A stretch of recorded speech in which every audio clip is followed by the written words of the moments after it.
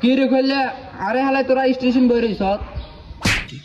তুই যা যা তোর লোক কথা কই না তো আই গেছি তুই আলো কথা কইতে না গিললি তুই আর মারছত আমি কি আবার তোর লোক গিলে কথা কইতাম তো তোরা মারতাম না কিতা করি তুই আগে আরে মারলে গিললি অন আবার হিডিলি ঠিক আছে আমসু তুই কি আবার আর মারবি না আমার লোক আর ভাইয়া পাশে